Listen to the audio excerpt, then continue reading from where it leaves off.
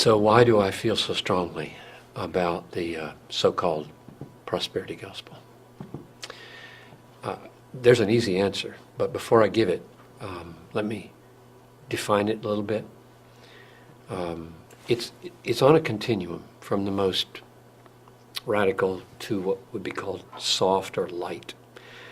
And the most radical would basically say, God wants you rich, and you should partner with him by faith to pursue riches. And the justification would be given, can't accomplish much in life without money. And so, go for it. Or another rationale might be, you're kingdom kids, and kingdom kids don't wear tattered clothes. They dress like the king, and so on.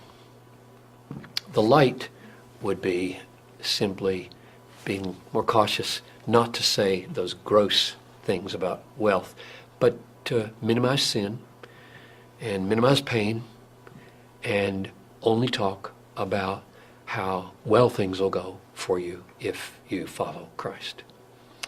So why do I abominate this so-called gospel? I think it is another gospel. And the first reason would be simply to go straight to the Bible and see what Paul says about those who want to be rich. I mean, it's just, he says, this is 1 Timothy 6:6, now there's great gain in godliness with contentment. In other words, without craving for stuff. For we brought nothing into the world, and we cannot take anything out of the world. If we have food and clothing, with these we'll be content. It's just amazing. But those who desire to be rich, now here's the key text, this is verse 9. Those who desire to be rich fall into temptation, into a snare, into many senseless and harmful desires that plunge people into ruin and destruction. For the love of money is the root of all kinds of evils. It is through this craving, that is, this craving to be rich, that some have wandered away from the faith and pierced themselves with many pangs. In other words, the very thing that leads people to suicidal piercings of pangs, namely the desire to be rich, is nurtured and cultivated by the prosperity preachers. They are encouraging that this suicidal behavior happen. That's abominable. Or Jesus said, it's easier for a camel to go through the eye of a needle than for a rich man to enter the kingdom of heaven. Why would he say that? It's because riches are such dangerous things. They're not a blessing usually. They're usually a curse. People are cursed with riches. They're destroyed by riches. And here again, a little parenthesis of qualification. I don't mean it's sinful to make a lot of money. I just mean it's sinful to want to keep a lot of money. And it's suicidal to want to keep a lot of money. Bigger barns and bigger cars and bigger houses and bigger portfolios and finer clothes, and everything is growing with your income so that your conscience is getting harder and harder, because if you're a Christian at this point, your conscience is having to say, it's okay, it's okay. This is okay. This is the Calvary Road. This is what it means to deny yourself. This is what it means to follow Jesus. This is what it means to die every day. This is what it means to have my treasure in heaven. And it doesn't. It won't work. So your conscience has to be lacerated in order to keep from killing yourself. And so Jesus says, it's hard for a rich man to get into the kingdom of heaven. Paul says those who desire to be rich fall into temptation and pierce themselves with many pangs. And along comes a prosperity preacher who says, yes, the Lord really wants you to be rich. We should pursue riches. Following Jesus is the pathway to riches. Riches are the sign of God's blessing. I would just say those are in mutual contradiction for each other, and therefore this is deadly. Now, here's another reason I'm really upset about this. These prosperity preachers don't just talk to Americans who are already fairly well off and try to help them, become a little more rich. They get on their jets, their personal jets, and they fly to Africa or the Philippines. And they land and they gather a stadium full of 100,000 desperately poor people and tell them if they'll believe in Jesus, they'll get rich and all their needs will be met and their wives don't have miscarriages anymore, blah, blah, blah. Then they get in their jet with their pockets full and go home. That's wicked. Because the Bible is so filled with teachings that in this life, this is a momentary affliction here. This light momentary affliction is working for us an eternal weight of glory beyond all comparison. What's Paul referring to there? He's referring to a lifetime. Light and momentary corresponds to the weight of eternal glory in heaven. He means when you come to Christ, you come and die, and you can count on it. Through many tribulations, we must enter the kingdom of heaven. Normal Christianity is pain.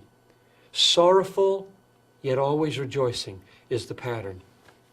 Prosperity preachers do not prepare new converts in third world countries to endure the realities of what it will cost them to be a Christian. Here's another reason. There are 1,568 or so, as we talk, people groups in the world out of 13,000 that don't even have missionaries engaging them, and therefore everybody in them is without hope. Most of those 1,500 people groups are in very dangerous places, meaning if you go there, your kids might either get disease and die, or your wife might be captured and raped, or your family might be butchered and killed. Who's going to go? We have to go.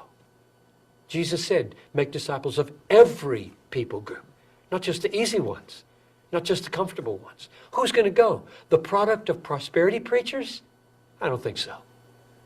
The people that are going to go are the people that have been taught that to follow Christ is to suffer, and it's brief. It's only 80 years. And then comes heaven. I just read this morning with Noel and Talitha, first paragraphs of Revelation 21. And I saw a new heaven and a new earth.